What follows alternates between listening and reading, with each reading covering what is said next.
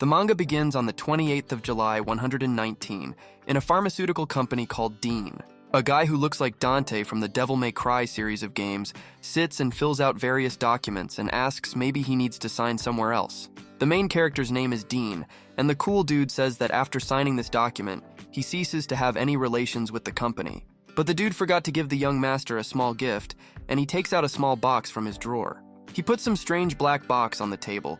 Like in the game Who Wants to Be a Millionaire, this box was left to him by the chairman.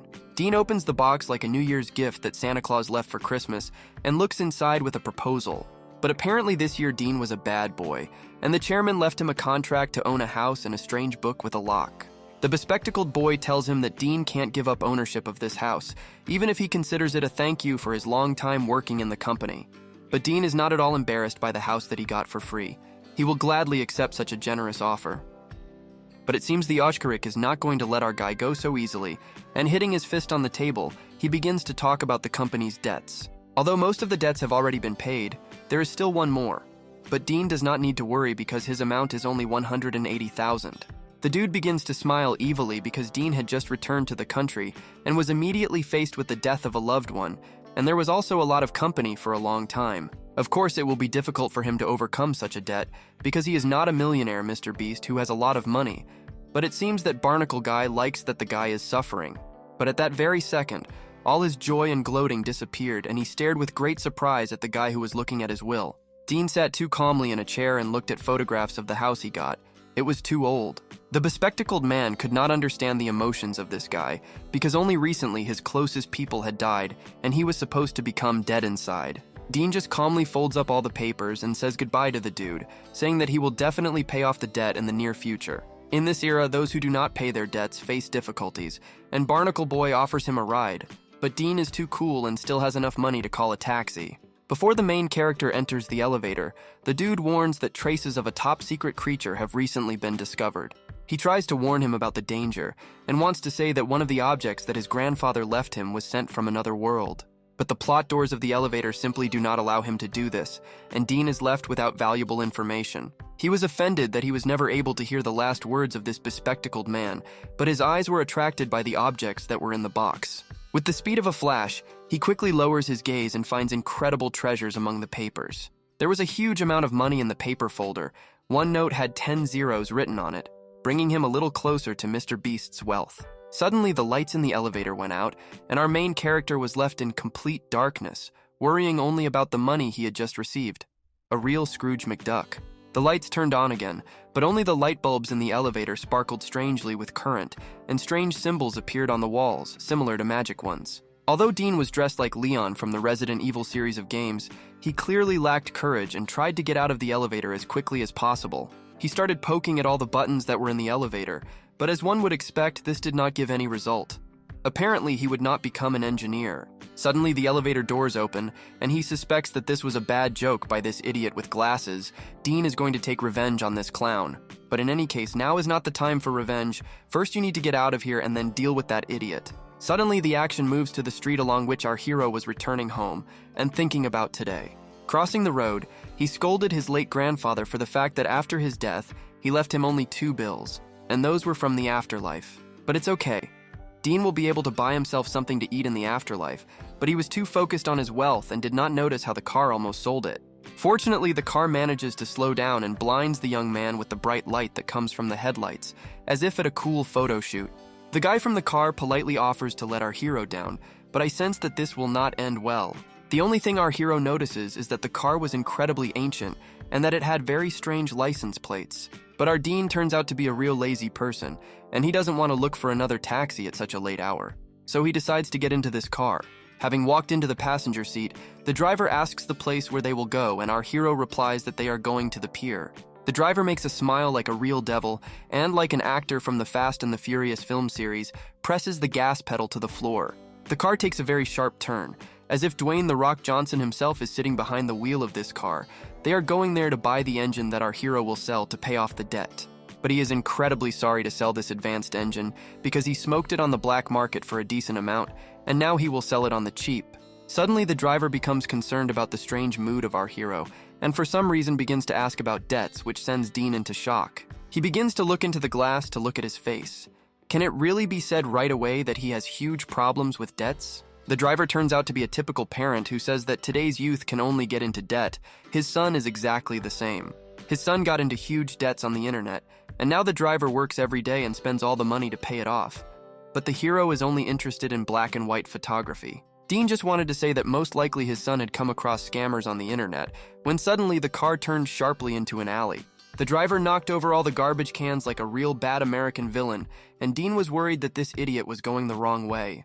The driver tries to calm him down and says that it's a short way to the pier, but Dean's face makes it clear that he is in complete shock and feels like he's in Formula One. All this time, our hero was looking out the window, and he was embarrassed that with every second, the view outside the window was becoming darker, as if they were going to hell. Suddenly, he remembers the bespectacled man's words that traces of a top-secret creature have appeared in the city, and decides to call his friend. Of course, as in any film about a kidnapping, it is at this moment that Dean's phone stops receiving the network, and it is impossible to reach the bespectacled man. Our hero is left alone with an abnormal elderly man who is taking him God knows where. Apparently, this is how his adventure will end. The car continued to drive at incredible speed, as if it were a car from the movie Back to the Future, and now they will make the move.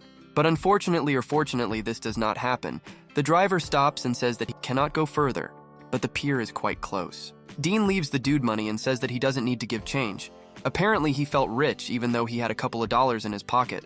But he did this only because he was terribly afraid to be alone with this abnormal taxi driver, and therefore quickly pulled the door handle. Almost leaving the car, he finds himself in a very strange and scary area, but still better than sitting in a car with a scary man.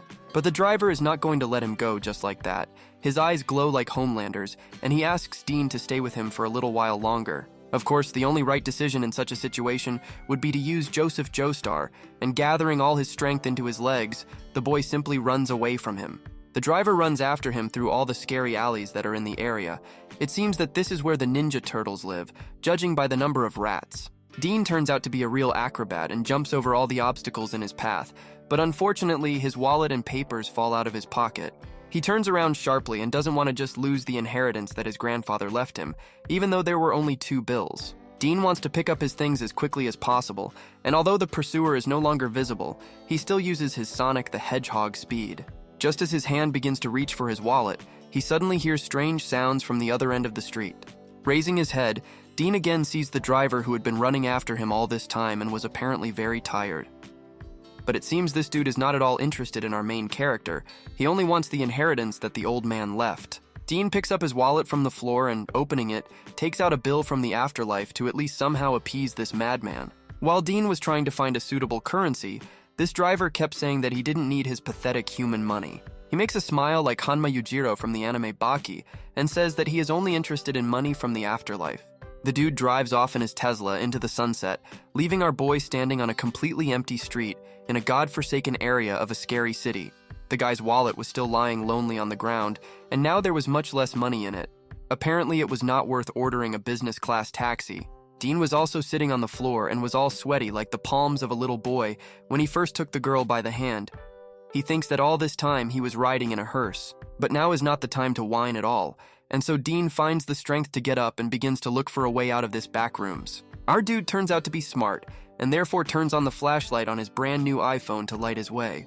But even so, he understands that he is in a godforsaken place, and now he will have to wander through dark alleys and look for a way out. Ahead, he notices a strange sign that is already covered with vines, because no one has touched it for a long time. Having shined a flashlight on it, he notices an inscription, a survey prospectus, as if in the game The Last of Us. Dean's face does not express any emotion at all, as if he is a real dead-side Kaneki Ken. He takes out a piece of paper from his pocket, on which the address should have been written. This place is located precisely on the Ferry Avenue. With every step, he became more and more scared, and Dean was already thinking about turning back, but this would not frighten a real Giga Chad.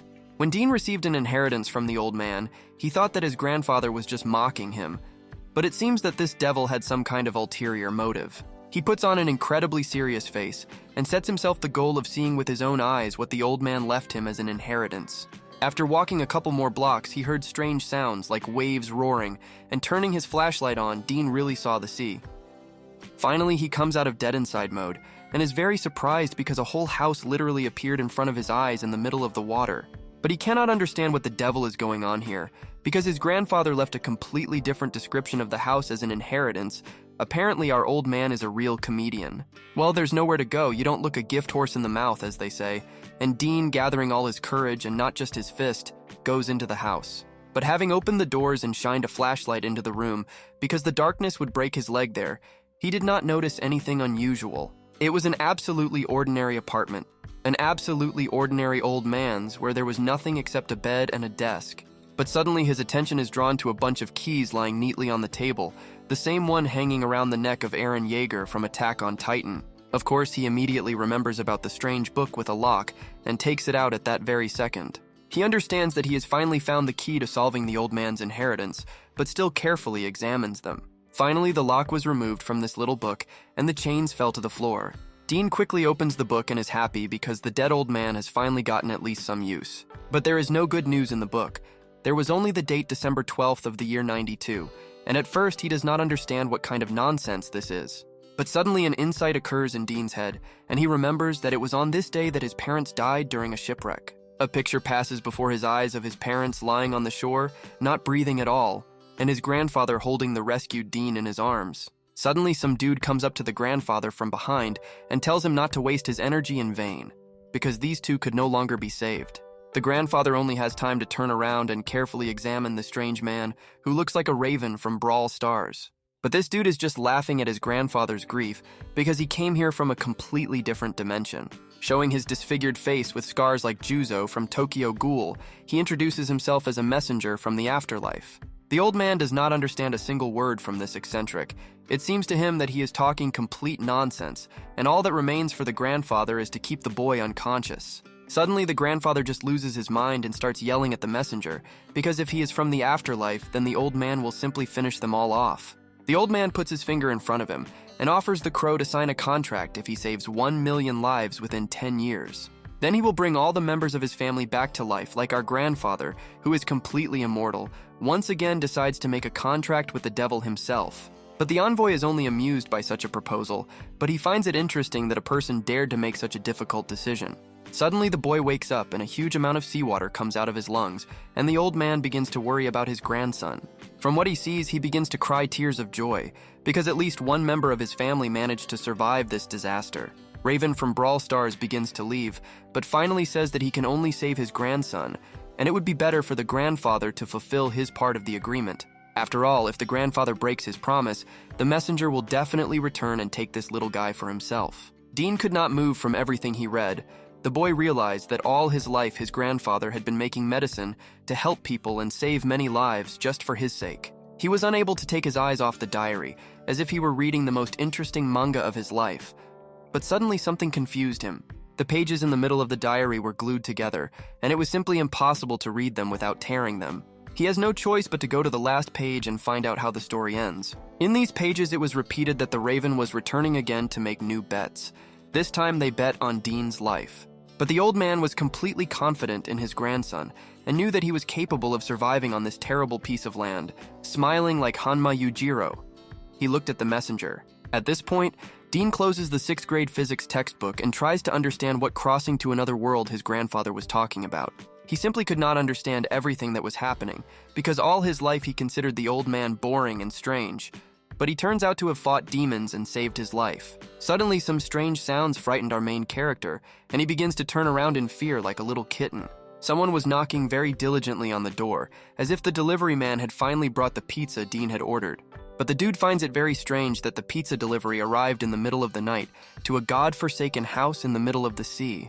All he can do is look through the peephole and find out what the hell is going on here, but what he saw was simply incredible. Behind the door stood a little girl with huge red eyes and dressed in a cute maid costume.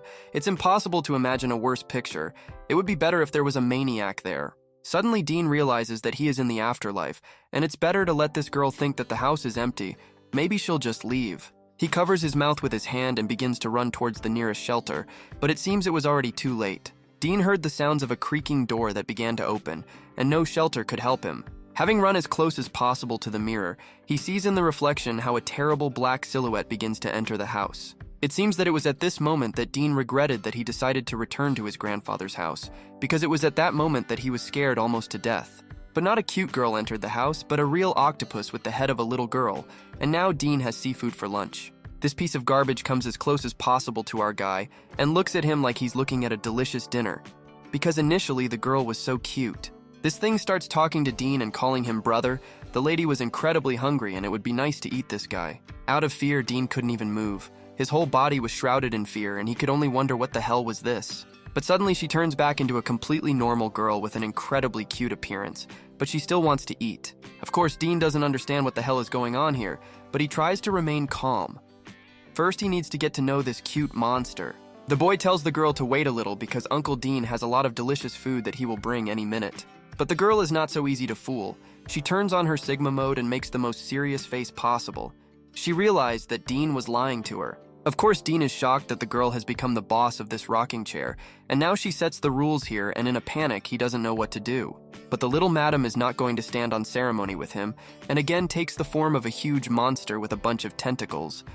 But all this was only in the reflection of the mirror. Dean is trying with all his might to keep his cool, but his face like a scared kitten says completely the opposite.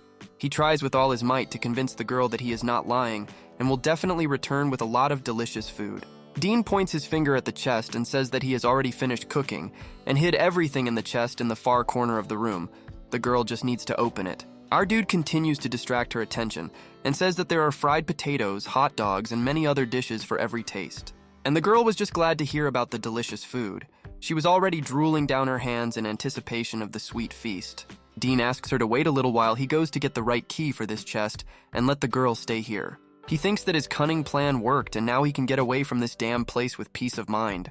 But the girl notices in the reflection of the mirror how Dean wants to run away and decides to take decisive measures to keep him. Apparently this mirror shows the true appearance of various creatures, and in the reflection the girl still remained a terrible monster. And in reality, she starts yelling at Dean like a jealous girl. She called him a cheater and is going to take revenge. The room fills with fog and Dean becomes so scared that he remembers Joseph Joestar's move and quickly runs the hell away from this place. But of course the girl is not going to let her lunch go free so easily and grabs this little deceiver by the leg. Dean walks his whole face across the surface of the floor as if the cleaning lady decided to do the cleaning with her broom. But the lady is dissatisfied with the results of her cleaning, and using detergent, Mr. Proper begins to wash the walls and ceiling in the house. The boy's whole life flashed before his eyes and he cursed this dirty old man for whom he came here. But the lady seems absolutely normal. She looks like a strange flower with octopus legs and is already about to taste a delicious person. Dean is already starting to cry and beg this damn demon to let him go free, and it seems his prayers have been answered. Some strange thing with an inscription, a house book begins to glow bright green, and this monster is distracted from its lunch. It was as if something had closed in her head, and now she could not think about anything except this book on the closet. The girl throws the guy on the floor like a mopping rag, and makes her eyes look like she's been playing Genshin Impact for several nights to save up for her favorite character. The boy finally came to his senses after the genital cleaning of this apartment. Miraculously, he escaped with only a couple of bruises. But what the hell just happened? And the girl seemed to have fallen under some strange hypnosis and did not understand at all what kind of nonsense she was doing now. The boy decides to see that this is a strange book that was able to tame a terrible demon, and there are interesting details there. The directory said that this house belongs to the Ding family, and the lady simply cannot do whatever she wants on his land. The boy realized that now this damn demon is in his power and begins to give out various humiliating orders. He points his finger at her and orders her to take a heron stance. Of course, she even begins to coo at the order of her master. And so the terrible battle with the demon turned into a comedy performance in which the octopus played the main role. Dean has completely lost the remnants of his conscience and orders the demon to take the lotus position and begin meditation.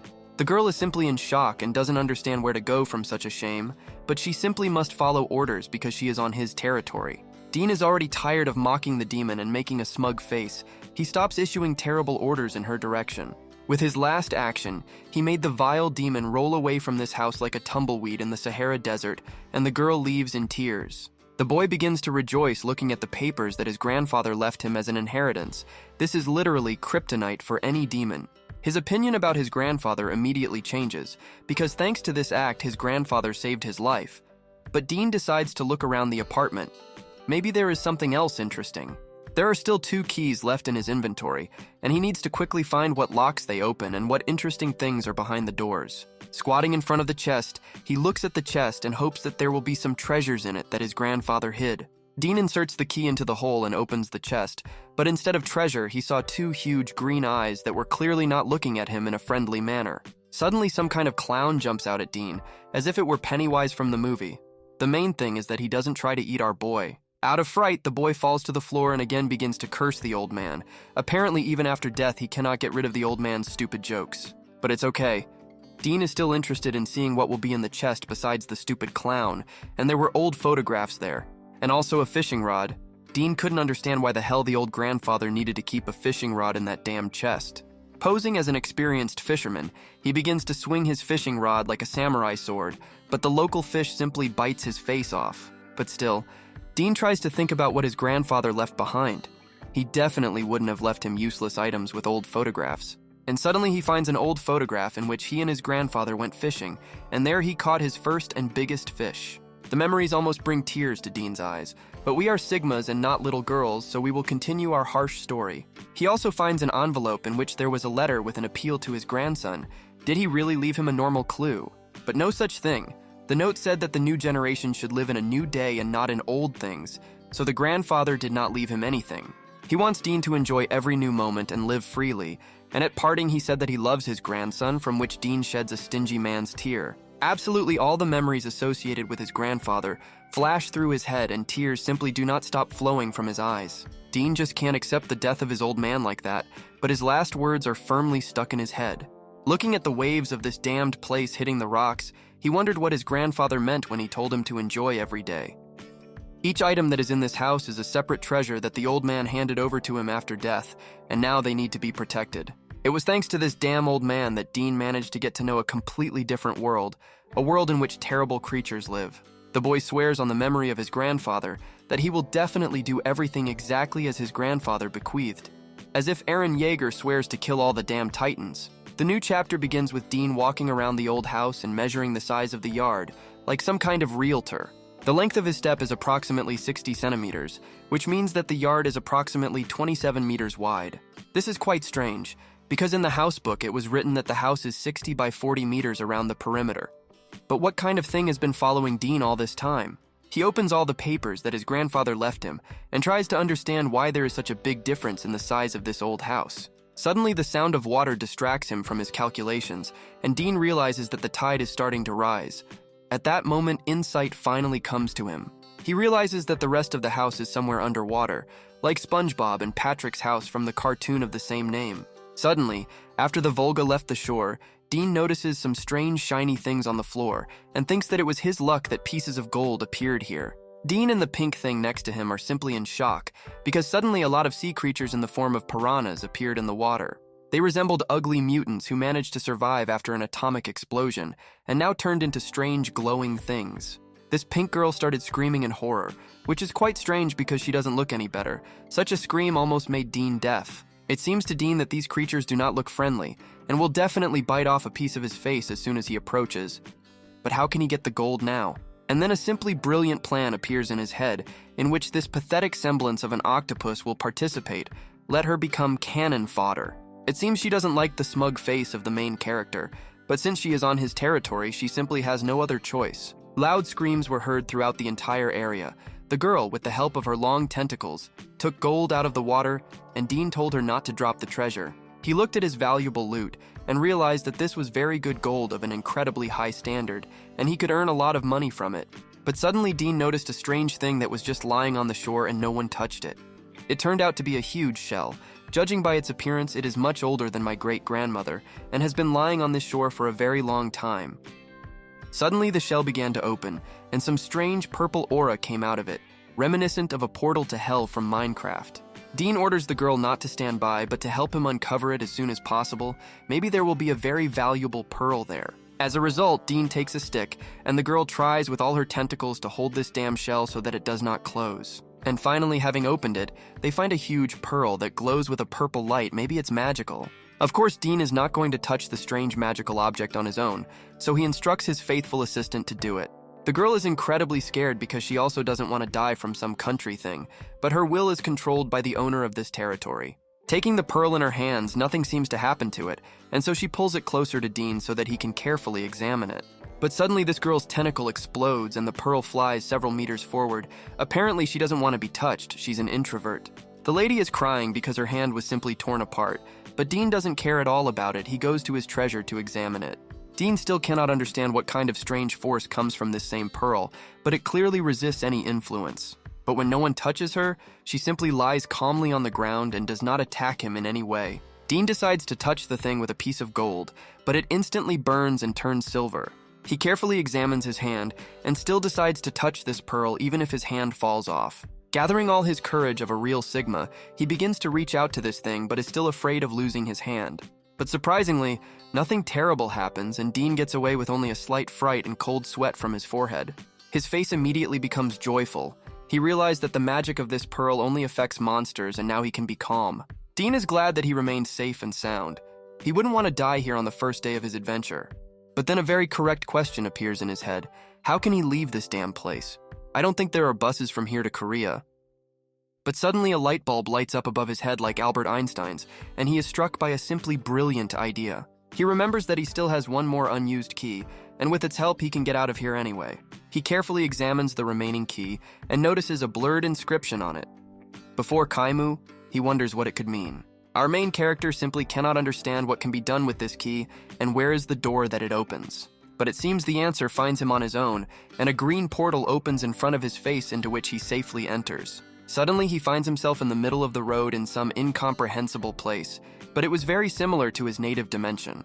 Suddenly a Tesla starts driving towards him at great speed, and it seems that the main character should die again, but no. The driver makes a sharp turn so as not to crash into this moron, who decided to stand in the middle of the road and, calling him names, begins to drive away. The boy stands in complete shock because he has just returned from real hell to his home world, but still he once again calls the name that was written on the key. At the same second, birch fog envelops our hero, and he is transported back to his grandfather's terrible house. Our protagonist's theory is confirmed. This key indeed serves as a teleport between two worlds like a bridge. Dean opens the diary and realizes that nothing good should be expected from this old man, because it was written there that after Dean's arrival, terrible things will begin. The new chapter begins with some strange shop that is located on the black market of this terrible town. Our main character sits and tries to negotiate with some dude who is buying gold. He is clearly not satisfied with the price that the trader is offering. The boy offers his price, but the trader is not satisfied with his offer. Then Dean threatens that he will simply sell it to someone else, and this eccentric agrees. Lastly, the merchant wants to ask Dean about the strange creatures that appeared in the city, but Dean tries to deny everything, saying that he didn't see anything strange. It turns out that for these creatures, various classes were even invented according to their danger. The most terrible are spirits. They are very dangerous. Leaving the shop, Dean began to walk around the forbidden area and think with his pink octopus friend. He wondered if she belonged to these terrible creatures, and if so, what class she would be. It would be beneficial to have a strong partner. Dean wanted to find a temporary shelter and return to the estate as soon as possible. He had to sort out a bunch of things before leaving this place. But suddenly some strange aura began to appear in a dark alley, and Dean thought that once again he would have to fight the creatures of this world. No matter how strange it may sound, huge male legs appeared from the alley dressed in red high-heeled shoes. Apparently this is the latest fashion in the afterlife. But the guy was completely dressed in a red suit, or it was just the aura that colored his clothes. In any case, some kind of eccentric was walking towards our hero. He also notices that this eccentric is dressed strangely, but decides to pretend that he did not notice this shame. After all, we live in the modern world. But the dude turns out to be too strange. He started calling Dean his brother and asked him to scratch his arms because he was very tired. He puts his hands in front of him like a zombie from Minecraft and begins to walk towards our hero as if along a red carpet. Dean still understands that he doesn't want to have anything to do with such people and politely refuses his senpai's help. Of course, the best technique against the creatures of this world will be that of Joseph Joestar, and our hero safely escapes from the scene like Sonic the Hedgehog. But that was not the case. A strange wall appears on Dean's path that simply does not allow him to escape, and now he is trapped. He will have to fight. But suddenly he remembers about the key that can teleport him straight into the house, and he decides to use it. But after trying to use it, this damn key refuses to work, and now Dean is left alone with a man in ladies' shoes. But by the way, this crazy man has caught up with our main character and continues to beg him for his brother to help him because he is so tired. This strange man, as if under some kind of hypnosis, continues to talk some kind of nonsense and strangles our Dean like a chicken on Thanksgiving Day. Dean is clearly running out of oxygen and is about to lose consciousness, but it is on the threshold of death that he remembers the magical object in his pocket. The dude takes out his magic pearl and pokes it straight at this guy, like Naruto used his Rasengan. At that very second, this stupid person is engulfed in purple flames and the entire street is covered in powerful magical energy. From such a strong explosion, Dean is thrown back several meters and he looks in horror as his enemy burns in fire like a witch in the Middle Ages. And this eccentric seems really bad. His whole body is completely burned and only his mouth and eyes remain. Honestly, I don't envy him. From such a bright spectacle, our hero's stomach cannot withstand the load, and at that very second, the entire New Year's table comes out of Dean like a fountain. Having come to his senses a little, he wipes his face and simply does not understand why all the strange adventures go to him. Meanwhile, the man's body was already completely burned, and there was nothing left except the remnants of skin. Dean tries to get up and move on. He kneels before his enemy and begins to read a prayer like a true warrior who respects even his own enemies. The dude's body has already burned completely and only bones remain, but Dean carefully peers at his legs and notices something strange. Those weird red shoes are missing and Dean starts to worry about them. But suddenly he feels a strange aura behind him. This aura came from those damn shoes that apparently have a mind of their own. Dean finally realizes that the man had absolutely nothing to do with it, because it was these shoes that controlled his mind. What kind of shoes are the devil? The boy is incredibly angry that because of these damned shoes, he had to kill an innocent person, but he will definitely take revenge for him. Taking the pearl in his hands, he is going to check how high quality the shoes are from the manufacturer. Of course, this will be a trial by fire. But these shoes seem to have smelled something fried and decided to get away from this dude and back to his shoe store as quickly as possible. Dean doesn't even have time to take one step before this pair of shoes ends up on the other side of the alley, like boots of a walker. The boy understands that there is no point in pursuing this nonsense and decides that he needs to get out of this damned area as soon as possible. Today was already quite a long day for our hero. He had enough run from the strange creatures of this world, but he needs to run a little more. Turning on Joseph Joestar mode for the last time, he gathers the remnants of his strength in the logs and uses the secret technique of the Joestar family. About an hour passes after Dean left the scene of the murder, and the police and ambulance arrived there to identify the murdered man. Examining the dead body, it was clear that this dude had died a long time ago, but for some reason they decided to burn his body only now, as if they wanted to get rid of evidence. Examining his feet, the expert came up with a theory that the guy was wearing very uncomfortable shoes because all his bones were completely broken. Suddenly, behind this doctor, a very cool grandfather appears who will investigate this strange case. He pathetically tells this doctor that now this case is passing into the hands of the department for combating otherworldly creatures and everyone else can be free. And then, after some time, in the same has-been hotel where the beginning of this whole story that we know began. But at the same time, the only thing that worries our main character, the brunette, is that he has finally washed himself of the stench of manure. Walking towards the bed, he scrolls through his phone like another gadget-addicted schoolboy who still hasn't had enough of it. But as it turned out, he was only checking the place that same doctor told him about, making it clear that this house was quite nice. And finally an epiphany comes to him, making it clear that in any case he still needs to at least rent his apartment. And right there in the background, he begins to notice what kind of chaos is just happening in the news on all channels about paranormal phenomena and the end of the world. But what plunged our Xiao even more into a shocking state was that he saw a very familiar face for him and for us. As soon as he began to assemble the whole puzzle in his head, he begins to understand that all this began only when he received this house. And to be even more precise, the inherited scrap that he received, which clearly contains many secrets and mysteries for us at this very moment. Sharply as he uttered the magic words, after which, clearly imagining himself as some kind of Harry Potter, suddenly everything around him lit up. After which he notices at what speed of light new pages of this very book begin to turn, which will obviously give a lot of clues.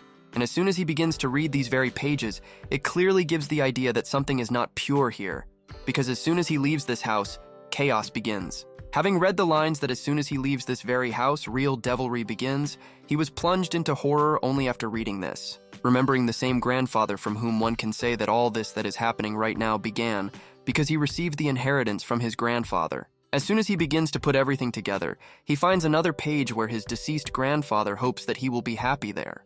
And after he read all this and understood what his whole essence was, he again begins to understand that no matter what happens, in any case, he is finished. After which, in addition, he also allowed other thoughts to be imposed on himself that it was all about the pearl, because without her this would not have happened. But as soon as he remembers the very box in which everything is stored, he begins to understand more and more facts. After which he understands that even despite everything that is just happening, his grandfather left them with a lot of different advice, as well as the very fact that in addition, he opened the gate to another world for the sake of his grandson, especially for him, thereby making him stronger. Having completely taken his ass in his hands to finally stop just complaining, he makes it clear that from now on, nothing will stop him. Opening his arms and completely trusting his grandfather, he imagines being in the Titanic just like in that movie. And of course, in order to finally take everything into our own hands, the only motivation is the best food for our xiao, but it's surprising that it's not tofu. And suddenly, as soon as he sits down to eat this lovely ramenlan, he notices with his peripheral vision a close look at it. But just because he is a real prick, he cannot simply refuse this pink monster by offering food. As soon as she saw this food that Xiao was about to eat, she simply fell into great admiration for this very food. But as soon as he begins to see this kind of monster of hers, only because he clearly feels uneasy inside, he begins to pray for her to change. And just for the sake of this food, she made concessions to him and turned into some kind of first grader who had gathered for Halloween. And immediately, as soon as she heard his approval that she could start eating, she immediately began to take everything into her mouth, thus turning after such and such a taste into some kind of next kawaii kid, devouring the entire plate more and more. In my opinion, if she was in any movie, she would definitely be in the movie The Curse of Annabelle, which can be said by her appearance. Thus, because of her never-ending hunger, which she was clearly unable to stop, she cleaned out all the beret that was there. As soon as he found qualities in her that were clearly useful to him, he began to give her assignments and, as a reward, giving her a lot of endless rice. But suddenly, as soon as these two were able to relax and eat, everything suddenly began to shake. Or rather, even the whole house. But as soon as he looked at what was happening outside the window, he was plunged into obvious shock, because there was simply a terrifying picture happening there. After all, there was a whole tsunami in which many different creatures from the underwater world lived, which makes further events clear. At the same time, the first thing he does is cripple the book into the safest place for himself, in which he can clearly be completely confident. And the safest place for the book turned out to be the very box from which this priceless book of his grandfather came from. After all, for him, this picture already makes it clear that one must clearly hope for the worst that can happen just by looking at this. But then he notices that the monster seems to be so strong and so powerful, and is hiding behind the table and realizing that he cannot even take care of himself. But immediately, as soon as he thought about it, new tremors immediately began, as if with a power of 7 magnitude earthquakes, which is clearly understandable. And when he sees such a picture, he cannot even concentrate on what to do in the first place if he cannot even find anything. But what makes the situation even worse is the puppy dog eyes of this pink monster, because this is the first time such a terrible event has happened for her. But having pulled himself together, he finally takes her hand and insists that if they survive even after such an event, they will definitely stay together. Having tied all the rooms to that same huge box and also to herself, he gives her the most important promise that this time they will succeed. But even this little pink monster can and does assume that he is a loser like Xiao just trying to console himself. But suddenly they again feel as if hundreds of neighbors upstairs are having an alcoholic party because there's simply no other way to describe it. And as it turned out, he sees that something is heading in his direction in whole waves, bringing to mind that this time there will be a real flood. After all, he was literally swept away by a huge wave, but even in this very situation, he was not at a loss and began to think only about his monster. Utopia itself, he begins to shout to her that it would not happen. She would never let go of the rope under any circumstances. Thus, even though all this is happening right before her eyes, she still cannot understand what is just happening right now. And suddenly they drowned, drowning right under the water, which makes this situation much worse, and even despite this, the monster just looks in surprise. But suddenly something happens that he and she as a whole were most afraid of, because this outcome of the event will clearly be the worst of all versions. As soon as he becomes the mermaid Ariel, he understands enough what will await him next, because he opens more and more to the very bottom.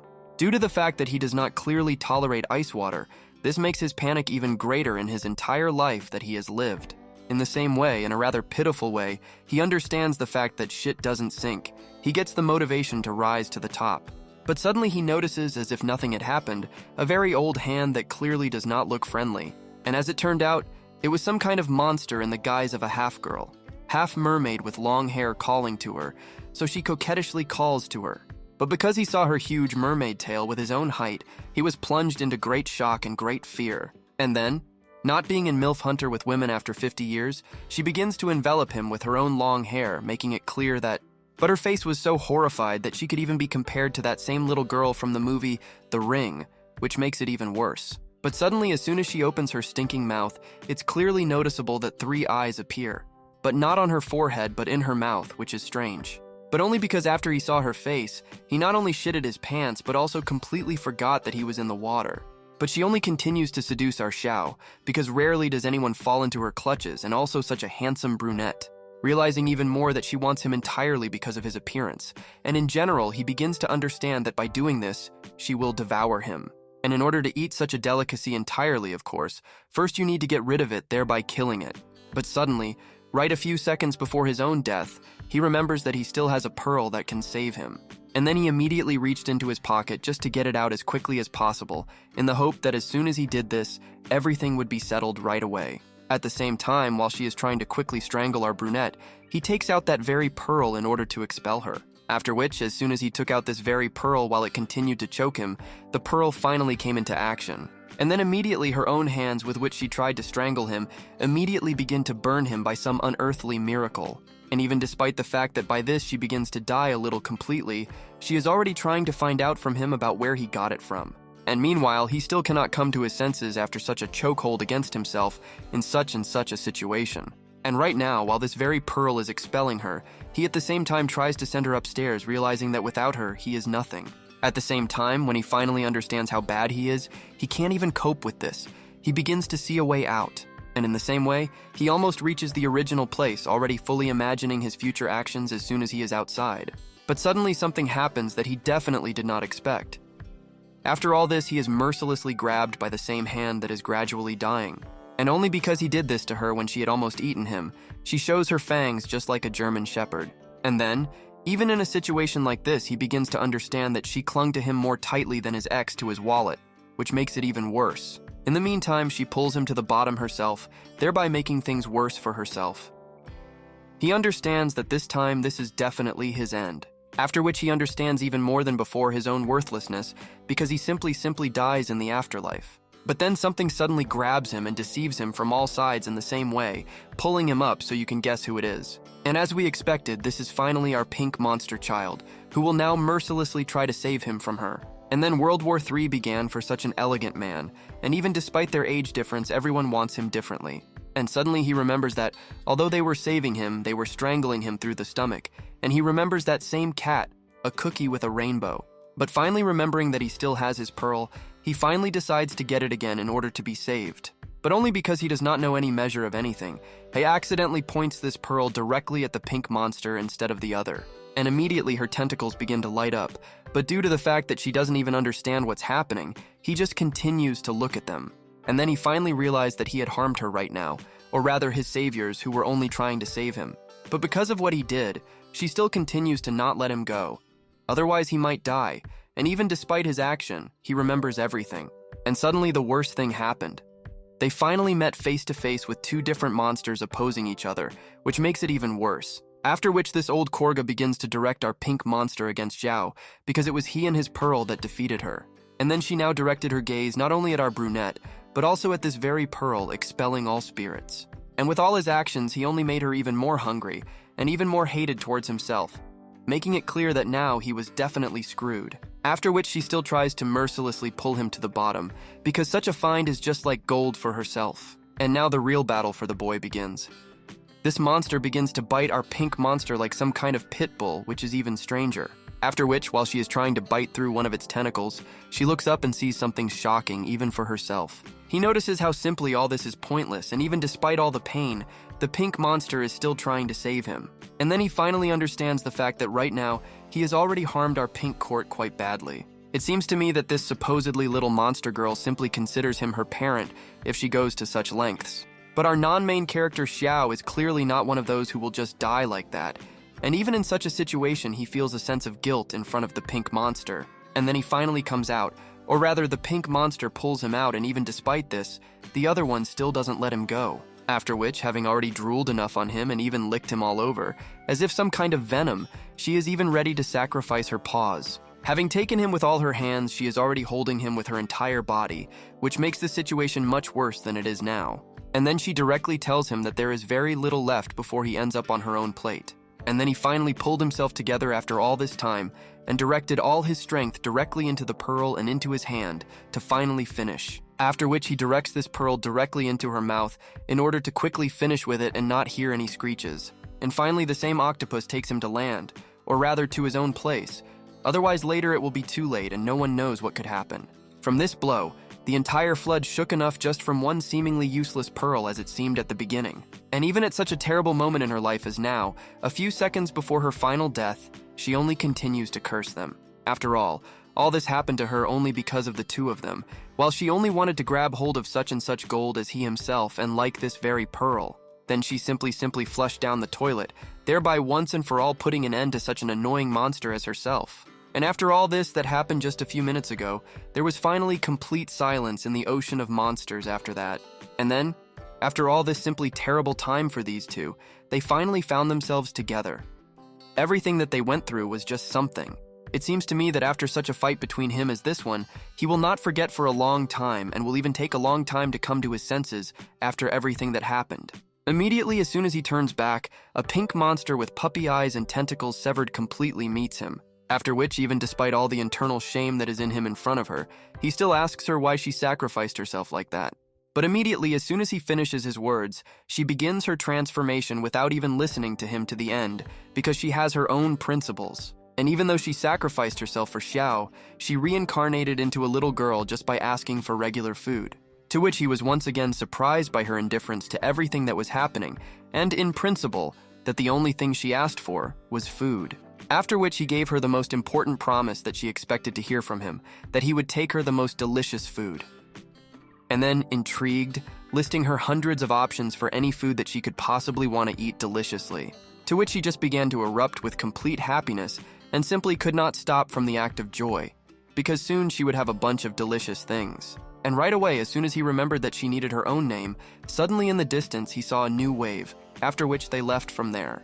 After all, who knows what could happen this time except that terrible monster who simply would not let him go back, which is even worse. Then they noticed something very useful and good enough for themselves. After all, this is not just some simple thing, because even though it cannot even be compared with some of the same gold, more pearls can be made from this thing. And then the greed of our main character Xiao went beyond its limits of the possible, because his desire and criteria clearly do not fit with each other. After all, he simply wants to tear out absolutely the entire tree from its roots so that he can take it all together and not collect it separately. And as soon as the pink monster got involved in this matter, she immediately helped him with his idea of just simply taking the whole thing together. But suddenly, while he is diligently trying to take all this to himself, he notices some incomprehensible thing stuck right into the ground. After he saw such a picture that something strange, even outwardly you can say so, he told her to just take this thing for one thing.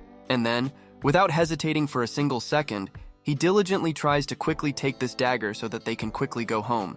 But as soon as she wanted to do this, everything around this dagger disappeared, as if making it clear that this was clearly a bad idea. After which everything caught fire with a bunch of sparks and lightning, thereby again cutting off the tentacles with which she was trying to leaf through this thing. What became even stranger was that even the ground beneath her began to crack, due to all this that happened while she was trying to get it. After which, having found an ordinary sausage somewhere nearby, he did not regret it. And for his own reconnaissance, what could it be?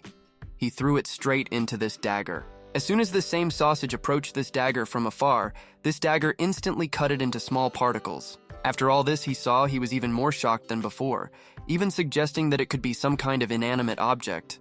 But after thinking for a long time what he should do with this dagger, he simply won't leave it alone, even understanding that he definitely can't go there with his hands. But suddenly, deep into the forest, he heard very strange sounds, which is quite surprising to hear in a place like this where there is nothing alive. But suddenly, out of some bushes, the appearance of some strange person emerges. Even stranger, he looks quite similar to a living person. For a long time, he stood in bewilderment, because he certainly could not have expected such an outcome of events in the afterlife even now. And as if nothing had happened, this old man asks the main character Xiao, step by step, how he grew this beautiful vegetable garden so well. Suspecting the fact that he must know for sure that this is growing in his garden, he puts his assumptions on the fact that he is some kind of farmer. After which, for his own intelligence, he simply invites him to visit him just to supposedly drink tea and talk about what and how. but he only politely tried to refuse this obviously tempting offer, adding the words that he was looking for some lost things. But in response to his rather strange words about lost things, he only looked at him with suspicion and also with disgust as if he were abnormal. And then the old man's gaze changed sharply after he saw on his side some clearly unknown dagger that suited him. After such a suspicious appearance of some kind of dagger, he clearly wanted to take it back to himself, offering to simply sell it and making it clear that he would definitely buy it back. At his words that this is some kind of foreign sword, our main character was simply surprised because outwardly it looks like some kind of small dagger. And without even thinking at all whether he needs it or not, he still continues to persistently ask whether he will sell him this sword. But without even thinking anything through, he simply politely says that no matter what, he will gladly sell it, but only for a good price. But then his face instantly changed after he heard about the good price. Calling him a brat, he clearly realized that Xiao didn't even know. After which, turning into some kind of grandson who is trying to suck up to his grandfather for the sake of pennies, he repeats that he only wants knowledge. After his hundreds of attempts to seem nice, he is only trying to get some information about this place and the afterlife. After which he suddenly changed his face and takes out of his bag a certain mirror with the help of which, when you point it at anything, you recognize its essence. And he also made it known that if he sees something unusual, he will come to him. And to these words, Xiao only thanked him and warned him what would happen when he pulled out the sword. And suddenly he stood up in some strange little way and pointed himself at this very sword, making it clear that after that he would not need help. But as soon as Xiao saw it from the outside, he clearly assumed that this was some kind of regular serial killer, because there was no other way to describe it. And suddenly he rushed straight into this sword so quickly that it was even difficult to see him in his heroic flight, which is quite surprising. And as it turned out, he clearly managed to take this very sword despite its appearance. By his actions, you can understand how wise he is. Then he began to ask himself the most important question, or rather, how many more people will die from this sword, even without taking into account how many have already died. After which he made hieroglyphs on this sword using some kind of extraneous magic, or rather hieroglyphs about a fish sword, which is well known to absolutely everyone. After which he made it clear that he would find a good owner, and not just another serial killer, thereby causing even more harm. But in response to all his words, he just continued to look after him, not sure what was going on and who he was. And as soon as that grandfather leaves, he realizes that he sold this sword for a lower price because then he would have had a lot of opportunities. And then trying numerous times to console himself with the fact that he really sold this sword to this gypsy at his own price. But even with this outcome of all events, he still understands the fact that he has already lived enough in this world but still knows nothing. There, while he was thinking about the use of this very mirror, his gaze fell on our beloved pink monster, as always. After he just pointed this mirror at her, absolutely all the information about her came out, which would help him enough in the future. But as soon as he heard from this mirror about the cowardice of these octopuses, he immediately began to argue for every word. And fortunately, he finally decided to come up with at least some name for her after all this time, and how strangely he called her Mon Mon. It seems to me from the outside that it looks like he gave the name to his dog, who quite approves of this name, but let's continue. And finally, remembering the most important subject for study, he immediately pointed a mirror at this game in order to quickly understand what it was. As it turned out, it's just like some kind of poisonous balls. If you consume them through the mouth, you can die, although you can't tell from the outside. These balls can also completely absorb the souls of all monsters, and even transfer their abilities to a completely different creature. And immediately a certain realization and joy comes to him, because finding such a find right in front of the house is already a great success for him. But the most important question remains about these balls is how to use them in the right measures to imprison spirits. After which they noticed that this ball simply began to move in the opposite direction from themselves initially. And like a real trainer, he ordered the apport command for Mon Mon so that she would immediately catch this ball so that it would not be there. And as soon as she heard these words, like a true German shepherd, faithful to her owner, she immediately rushed after this very ball. In my opinion, this particular ball will get the worst outcome of all events because of our mad Mon Mon, which is quite surprising. After all, she rushed at him like a wild animal that clearly does not know its limits except to devour everything in its path, which is quite scary. Without even noticing what is going on around her, she begins to see only this pathetic ball, and besides it, nothing exists for her at the moment. And even despite all his strength and speed, even in this way she begins to ruthlessly catch up with this worthless ball as quickly as possible. And finally, completely wrapping him in her own tentacles, she completely enveloped him from all possible sides. But suddenly, something that looks even more terrifying than Mon Mon, some kind of hand begins to emerge from her tentacles, something even stranger.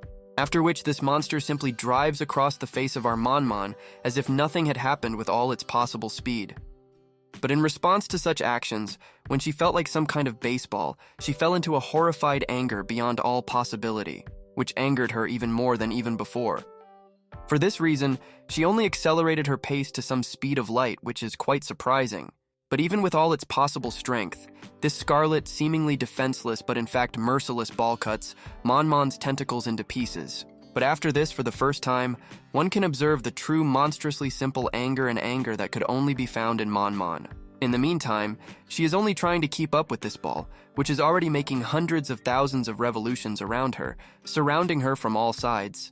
What surprises these two the most is what this ball is just doing, which is quite strange while you watch his powerful hands. And only now, looking at all this, our loser Xiao finally comes up with the idea that something clearly needs to be done in order to stop him as soon as possible. After which he simply screamed, "Stop!" to the ball, which became even stranger on the part of our main character, considering the fact that he was watching the fight.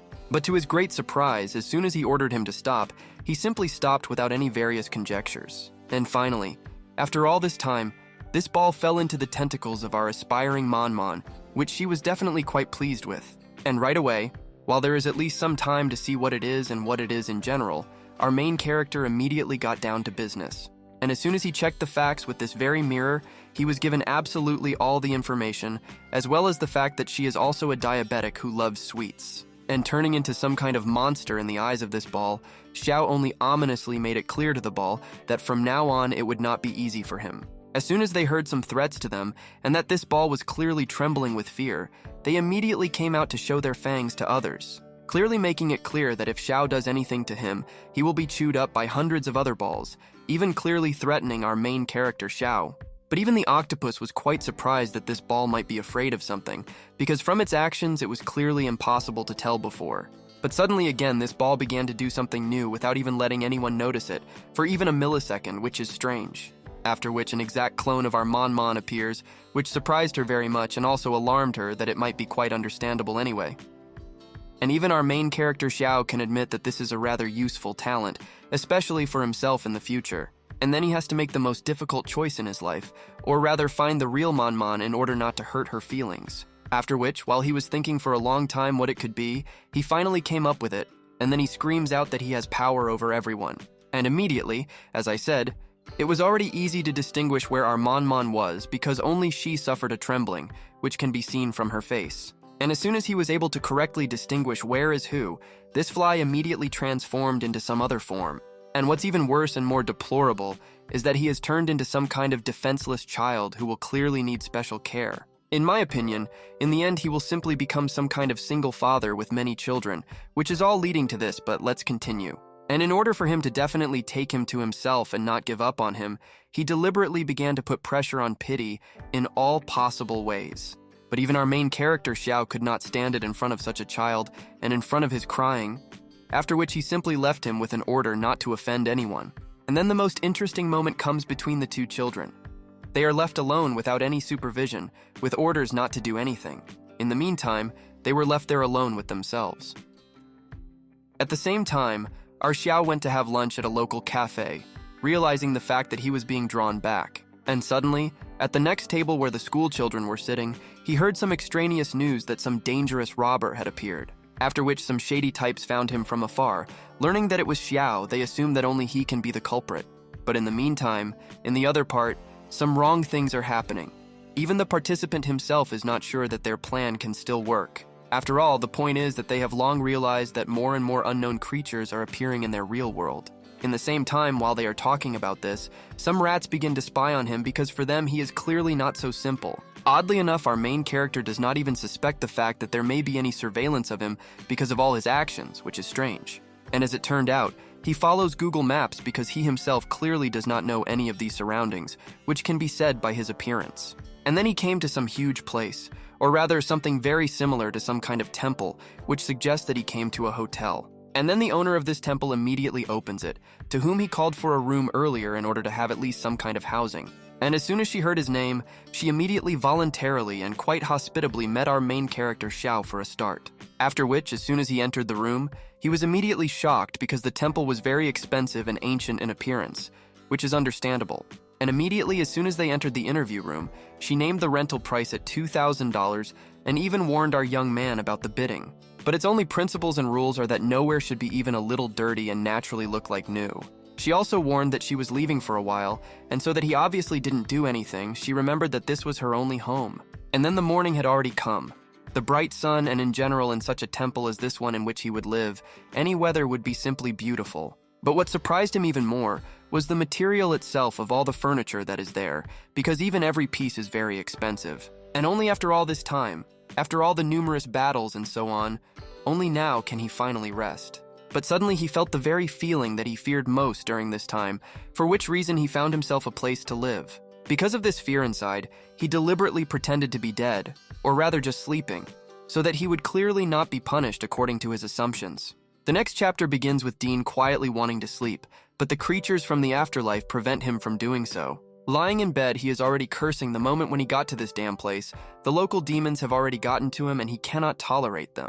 Because of terrible thoughts, he cannot fall asleep, thinking that as soon as he closes his eyes, some kind of creature will immediately begin to encroach on his life. But still, he activates his Sigma mode. He doesn't care that some creatures want to kill him. If they try to do this, he will meet them. And these same red shoes came to visit our main character, Dean, all this time, counted the number of steps that these shoes took.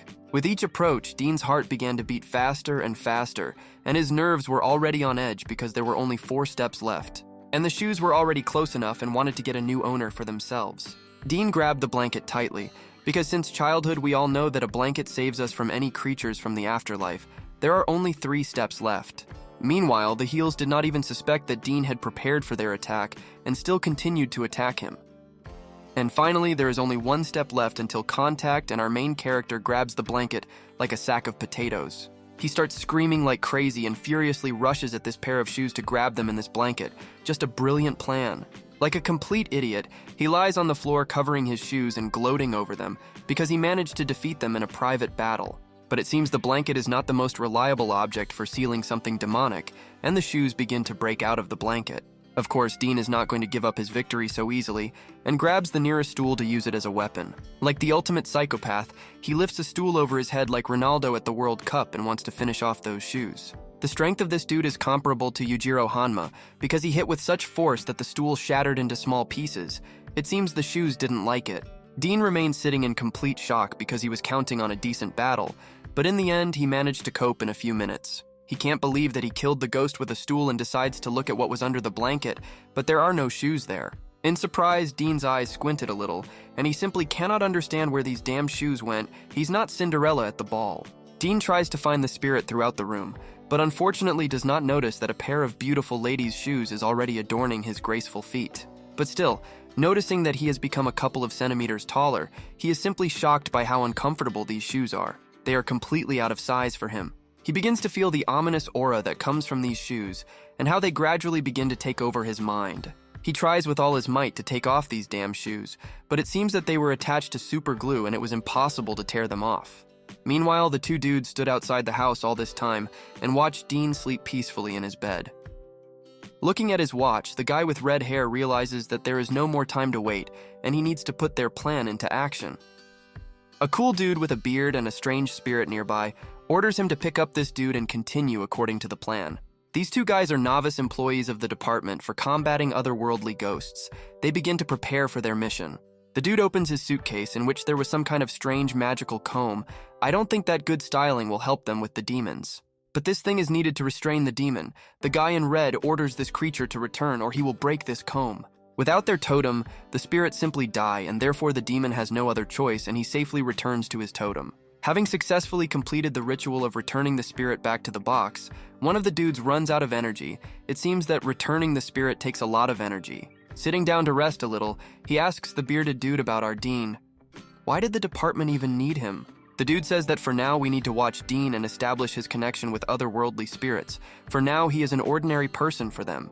The guy with red hair can't walk on his own, and the boss encourages him, unfortunately that's their job, to protect citizens from terrible creatures. And so, against the backdrop of a beautiful moon, the action moves to the chairman's office where an important conversation is taking place. During the entire time of surveillance of our hero, nothing strange was discovered and there is no point in suspecting him.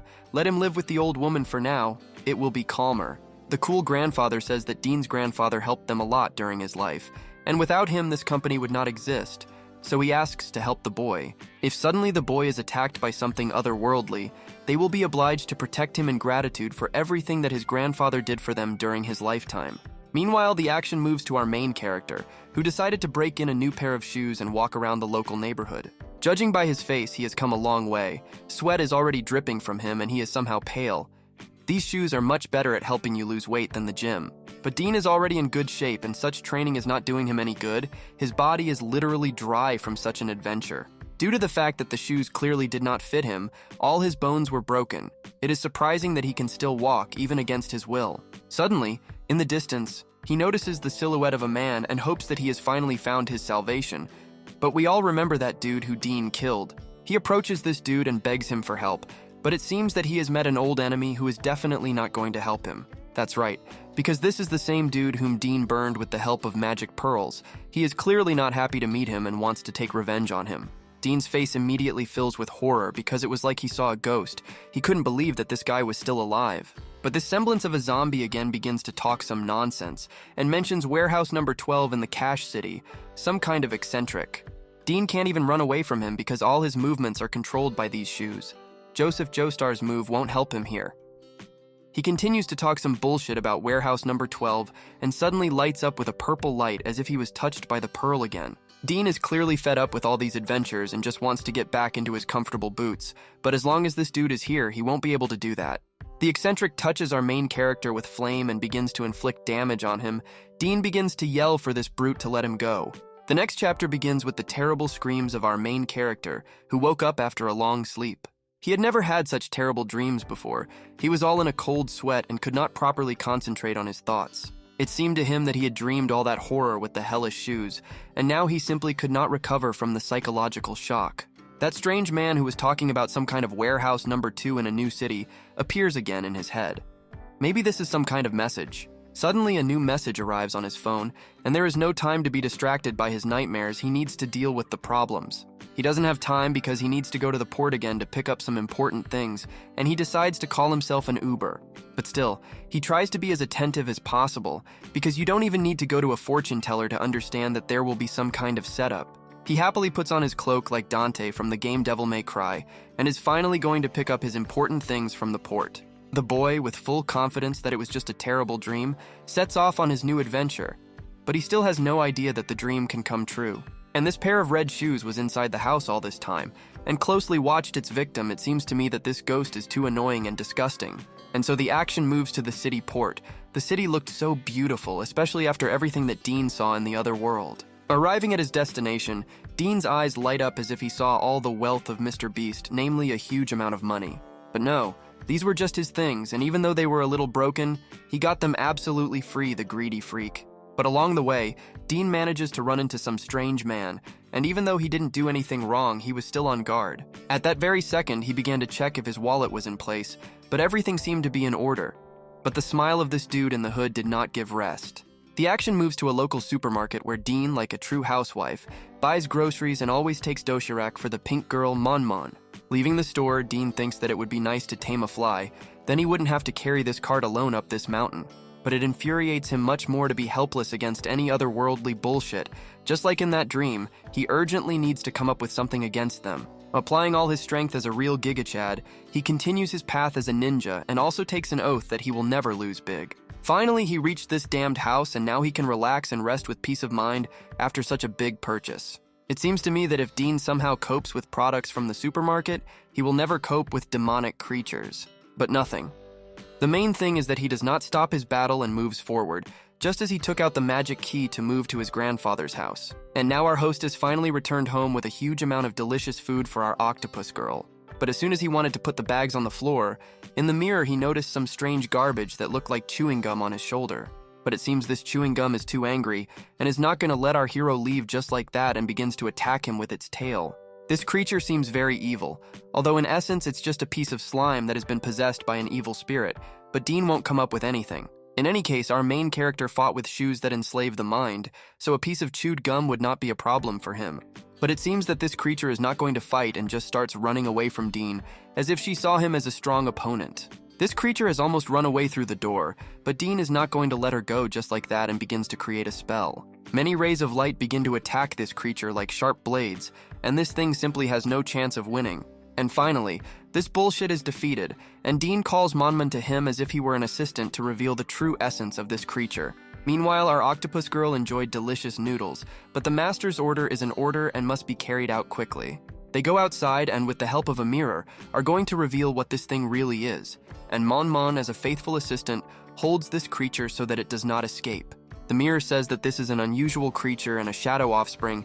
It hides well and has poison, but it can be cooked with delicious green onions. Dean is simply shocked because he traded an incredibly cool sword that could help him fight monsters for a damn recipe book.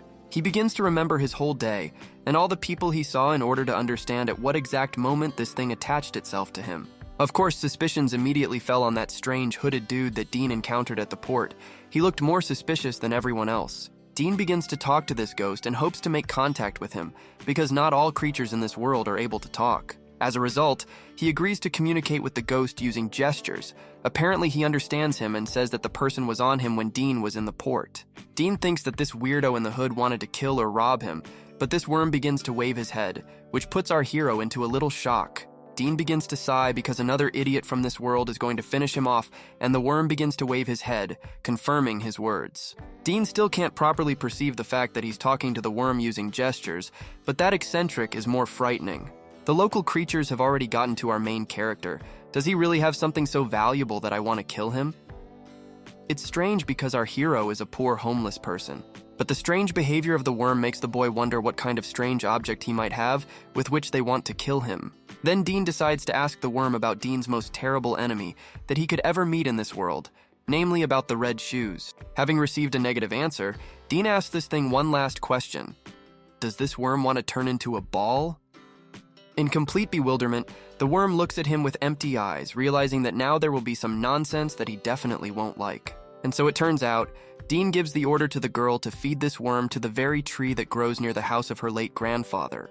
And the tree is only happy to finally dine on a delicious worm, and according to that mirror, it will be incredibly tasty bon appetit tree. All the memories from his life flashed before the worm's eyes, but he could only come to terms with his fate and accept death. But it seems the tree didn't like this worm. Apparently, he's not a fan of exotic cuisine and spits the poor worm back onto the ground, but the worm turned into a sphere. Dean looked at this object and thought that if he eats it, he will gain incredible abilities. But he is afraid of becoming the same monster as those that live in this world. Although, on the other hand, his life so often hung in the balance of death that he had nothing to lose. Without superpower, he would not be able to last long in this world. No matter how scared he is, he will still take risks in order to defeat all these pathetic creatures that are constantly hunting him.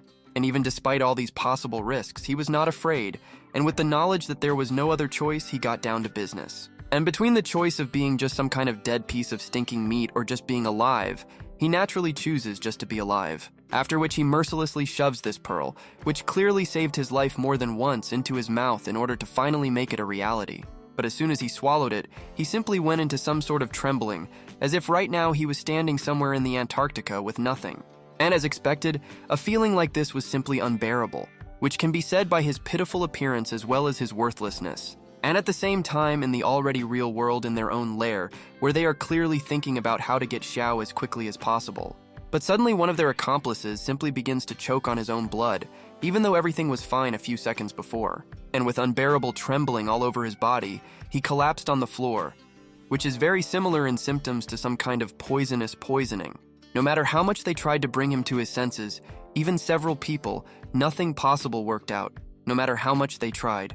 While his brothers tried to do at least something to quickly bring him to his senses, he was simply completely dead. And in the meantime, while they were doing everything possible, the leaders simply sat quietly as if nothing had become absolutely ruthless. And even considering how much this participant did for them, even how many times he sacrificed the lives of others, they were only interested in the reason. And only because all their assumptions fell only on our main character Xiao, which is even almost strange. And at the same time, while they began searching for him to be brought to their lair immediately, Xiao is simply happy that he is alive. And only for the reason that physically he feels much stronger than before. He already wants it to be like this every time. In the meantime, he rejoices like a small child in his own abilities. He found the most important thing that was needed was that he could be transparent. And even despite everything that happened to him a little earlier, he is still only happy that he can now screw people over because he is transparent. After his multifaceted joy and narcissism, he understands the fact that this very transparency comes with a period of 5 minutes. But suddenly, while all this was happening to him, he remembered that very unknown and even very strange mirror for himself. And only for the reason that it is not stylish enough for such a self-loving person, but in fact a loser. He became interested in what kind of mirror it was. But suddenly, as soon as he approached this mirror, he began to see some creatures there, including our Manman, which is strange. But because he missed childhood when he was little, even in this situation, he wanted to play and become invisible in front of him. But as soon as he wanted to do this, nothing happened to him, only because he was standing in front of this unknown mirror, which is not strange. And suddenly he remembered his grandfather, and only now, after all this time, it dawns on him that this mirror prohibits the extraneous powers of spirits. And only for that reason, and taking into account the fact that this is another entertaining help from his grandfather, which has already been repeated numerous times. And as soon as he touched this mirror, he felt the warmth of his grandfather. No matter how strange it sounded, he began to feel it. With disappointment in his own eyes, like some kind of paranoid person, he begins to talk to this mirror as if to his grandfather, asking him everything. And the most important thing that interested him much more was whether they really had the authorities against him to kill him as quickly as possible. And as soon as he uttered these very words, or rather this question, behind him in the book the pages immediately turned and were already on page 3. I even wondered why it was that such a half-ass idiot like him inherited so much from his grandfather. And then he begins to read what was inside this page about the fact that the more often he enters the afterlife, the more monsters pursue him. And he also told there about a recent incident about how his grandson, or rather our main character Xiao, saw something terrible behind his back. And for the reason that he visited the afterlife so often, these monsters were already beginning to haunt not only the grandfather himself then. And as soon as at that moment little Xiao turned back to ask his grandfather for more, he saw a living monster. And even though he tried to calm it all down as quickly as possible, he made it clear that it was just a joke. But even so, Xiao was very scared. And only after all this time of living, he only now finds out that after all it was not a grandfather's joke, which is even worse. After which is not strange enough, now all grandfather's jokes at that time were a big question even for everyone. Also, not far from this page, everything was written there in perfect detail about how he was even offered a job. It was also written there about how difficult it was for their own company at that time due to lack of investment. After he simply refused them all, even though the offer was good enough, they simply left the room. And only some time after such and such a meeting, while he was thinking about possible goals in order not to fall into a complete loss, a man comes. Due to the fact that for him there was absolutely no difference in other people's finances, as soon as he walked in, he handed over money from the afterlife. Trying to conclude a deal that is clearly good for both of them, he makes it clear that this money cannot even be compared with the afterlife, which is not surprising. After he tried many times to convince his grandfather, he simply set fire to one of the bills, but what he saw shocked him. And as soon as that Michael Jackson set fire to this bill at that moment, he saw something amazing, or rather a shadow, which is quite strange for this. But as always in all series and also anime, the story ends at the most interesting part, which is very disappointing. And then he immediately reached into his pocket in order to check for himself all this that was written in his diary, as in principle expected. For the reason that it was just a long time ago that grandfather, in order for him to check it himself, he left the bills and, as expected, he wants to set them on fire. After all this, only a few days later, many different and incompatible things happened in his life, as it turned out. Due to the fact that he just received a special pearl which, if dipped in water, can summon many spirits and monsters, he decided to do it. And as soon as he plunged this pearl into the water, which is quite interesting to watch, the Manman monsters, as well as the ball, received bliss. It seems to me that even then my grandfather knew who to leave the inheritance to, because he put a copy into it out of such great interest in all this. And like a true mad scientist, he came up with a plan to do it all in a cage and see the reaction of all the monsters and spirits. In the meantime, they are in search of some kind of magical food, for example, an oyster that improves vision as if it resembles another Marvel series. But only for the reason that allows them to use this snapper for studying only 3 times a day. They will continue to search with it. And then next in line was the Afterlife Ginger, with the help of which you can become a strong hummock gigachad for Xiao. This is what he needs. But only after he was about to take it away, only later does the mirror mention that after eating ginger, you become a zombie in a few days. And as soon as he heard about this, he fell into great anger and already imagined hundreds of tortures over this mirror as if from the movie Saw 2, which is not surprising. calling some empty mirror all possible obscenities, and then throwing it 100,000 kilometers up, which was expected from our main character, Xiao, and then giving this ginger to our Mon, because the thing about zombies obviously won't work on her, since she herself is a monster. And the next day, feeding his second child, Ball, with various sweets that he could find, because for him, sweets are heaven. It seems to me that in the end he will turn this Ball, or rather his son, which you can tell by his appearance, into a diabetic, which is expected. Seeing how he began to decompose with happiness after such and such a candy that he gave him, the main character already thought that he was clearly already dead. But he only grabbed his leg with his powerful, huge hands immediately after he tried the candy, in the hope that he would give more. And no matter how many times he threw him candy, he didn't stop for a second, as if some kind of turbo marshal with his gut in the butt. Apparently, having finally felt like some kind of owner of a huge pit bull, he got wild and began throwing candy to him in different parts of the surrounding area. After all, as a child, the only thing he dreamed of was to become the owner of some huge dog like all children. But in the meantime, our main character feeds the break ball in front of the hungry Mon, thereby angering her even more, because food is the most necessary thing for her. And all this was done only in order to quickly tame this ball so that he would feel 100% like his master. And then he figured out what needs to be done to make him follow his commands, and for this he will give him 3 candies at a time, for which he was clearly on his head. Having tamed him the first task, the point is that he would turn into his second glove and follow only his command, and that's all.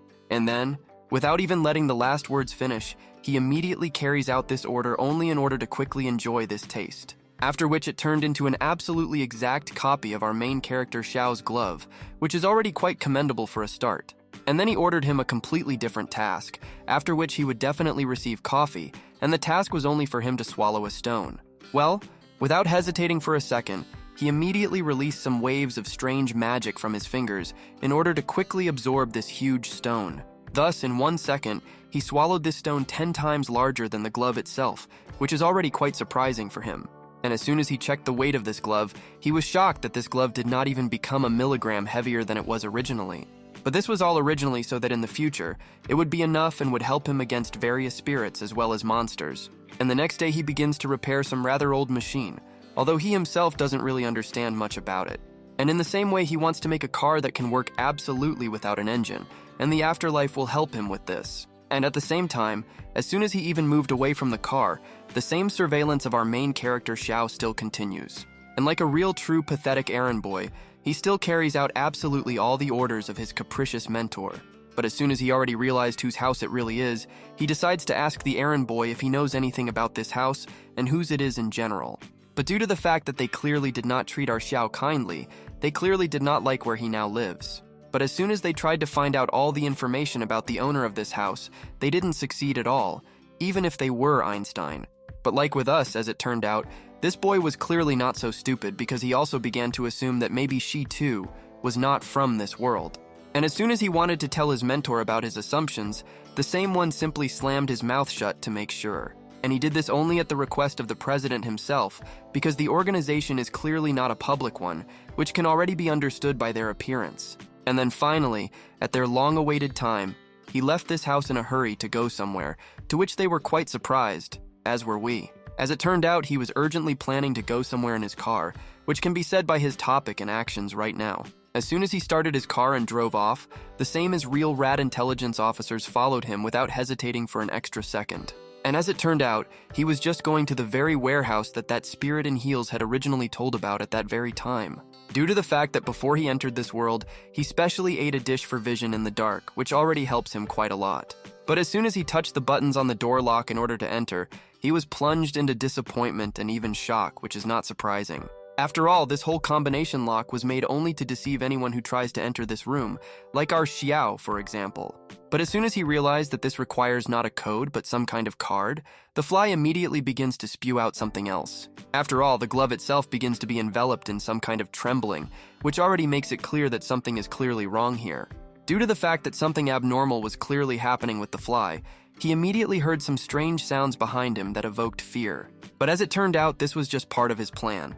He planned to get inside so that he would become a client with a good bribe. After all, only in this way will he be able to go inside without penetrating the left way, and they immediately brought his package asking for payment, of course. And then, absolutely slowly, like a true actor from the film Men in Black, he hands the money directly into his hands. And only after our main character Xiao has given the entire amount of money that he owed, he calmly gives back the parcel, making it clear that it is in the right hands. After which he speaks directly about the fact that he will be convinced of the safety of his parcel only after he sees the warehouse, to which he was immediately refused. And after he realized that he definitely wouldn't agree just like that, he already hands him a normal bribe just for the plan.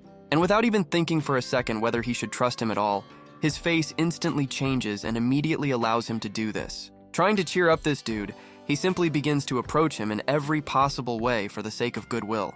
And without even thinking that this could significantly hit their company, he only shows him where to go next with a smile on his face. Starting to lead some kind of tour of this warehouse that is clearly unnecessary for Xiao, he even begins to talk about all possible temperatures. And as soon as this businessman saw how our Xiao was looking beyond where the robots were working, he began to explain that it was no longer possible to get there.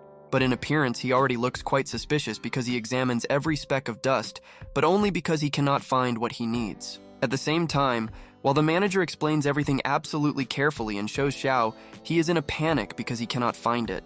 But as soon as he wondered which of all the possible goods were stored there, it looked very suspicious. Meanwhile, at this time, his glove, or to be more precise, the fly, begins to tremble from some kind of fear unknown to him, even considering the fact that he himself is a spirit. And as soon as this business dude noticed this, our main character Xiao immediately began to justify it by saying that he felt cold so as not to be suspicious. And after that, just so that Xiao would leave as quickly as possible, he began, supposedly caring for him, to slowly escort him to the exit as quickly as possible. But every time, and with each new information, it becomes more and more interesting for him to find out what is there. And as soon as he realized the fact that the farther he is from the freezing storage, the more relaxed the fly. But even so, he cannot believe it.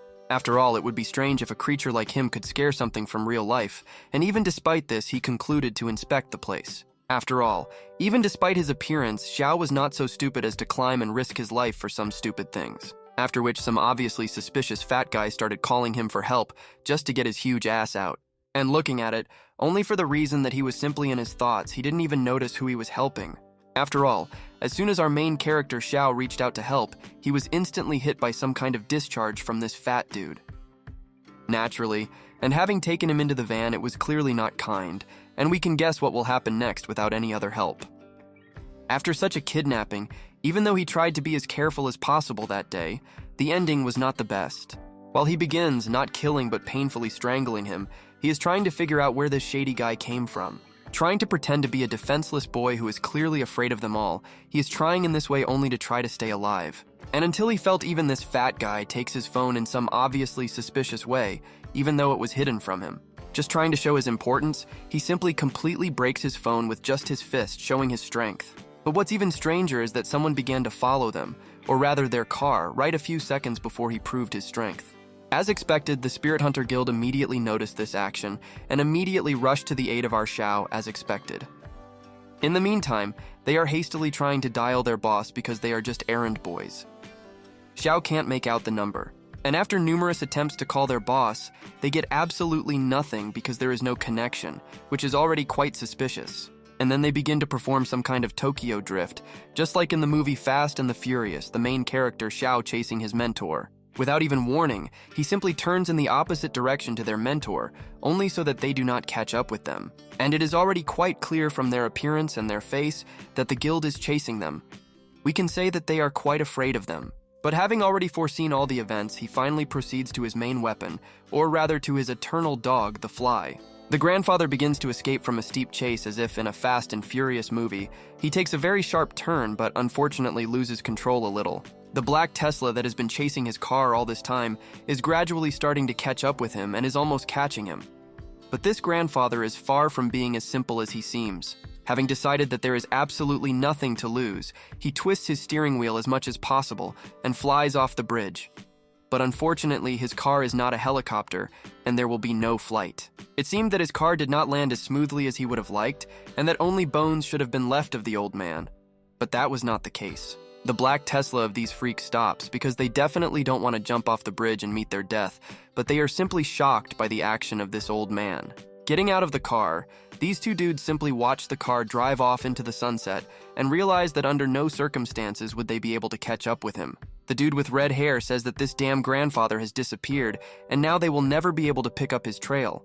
But it seems that the dude with the beard has a completely different opinion about this situation. With a sharp movement, he lifts himself off the ground and begins to run towards the cliff of the bridge, from which his partner is in complete shock.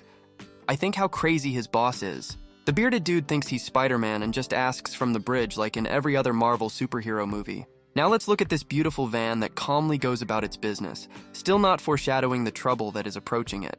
The very kind-looking driver of this van was so joyful because he was calmly driving to work without any incidents. But suddenly he hears very loud sounds on the roof of his car, as if an elephant landed on his roof and now is not going to get off there. The driver simply doesn't understand why the hell this guy got into his car, but he justified his actions by saying that he works in the anti-supernatural department. And then the real race begins.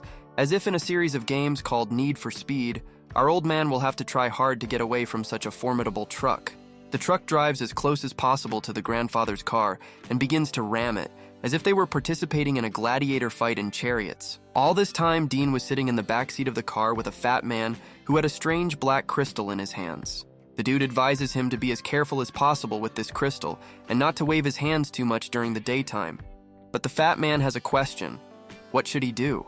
The dude tells everyone to hold on tight because his next plan for salvation is to fly off the side of the road straight into the forest, where it will be more difficult to catch up with them. The fat man immediately grabs Dean like a stuffed toy and orders him to get out of this damn car as quickly as possible.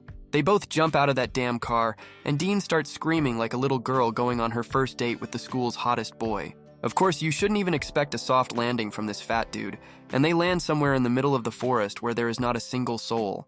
The fat dude throws Dean to the floor like he's a bag of trash and orders him to do his job or the old guy will break his neck. Dean, still like a cowardly kitten, continues to cover his mouth with his hands so as not to make unnecessary sounds. Maybe then they won't touch him. This guy looks too much like some damn thing from the Lord of the Rings movie. He was so ugly that they wouldn't even let him on stage at a fashion show. Also, he's a big dumbass who didn't even notice that some garbage was attached to him. He's so fat that he doesn't feel it. He begins to get angry because he cannot find out the clues to this strange object and is amazed at the courage and intelligence of other people. Suddenly, the old man appears on the tree like a Konoha shinobi and starts telling this fat dude not to worry and just obey the old man's orders. He tells him to take Dean first while his grandfather deals with the ghost hunters like Ghostbusters. Dean begins to pray to all existing gods because he doesn't want to be killed by these crazy people, so they can also get to the bottom of all matters. But the fat dude tells the old guy that he shouldn't worry about this guy. In his hands, he can't do absolutely anything. Suddenly, some strange thing flies around the old man, which, like the yellow lightning of Konoha, flies past without going unnoticed. Some dude dressed in a very cool suit stands on the very bridge from which they just jumped and begins to look at the old man. The fat man decides that for now, it would be better to take Dean away from the scene and begins to take him into the forest so that his enemies do not get him. He throws Dean into the grass again like he's a bag of trash and says that the fat man is incredibly tired of everything that's happening around him. Dean tries to deceive this fat man with cunning, saying that he must return to the old man because he cannot stand alone against the supernatural hunters. But this fat man turns out to be not so easy to fool, and Dean gets up and asks him why he is doing all this. But the fat man turns out to be completely abnormal. Apparently the fat has already completely eaten away his brain, and now there is only deep fat left there. He is seriously going to fight Dean one-on-one, and to do this he uses all the power of the god of thunder Zeus, and begins to create a huge amount of lightning.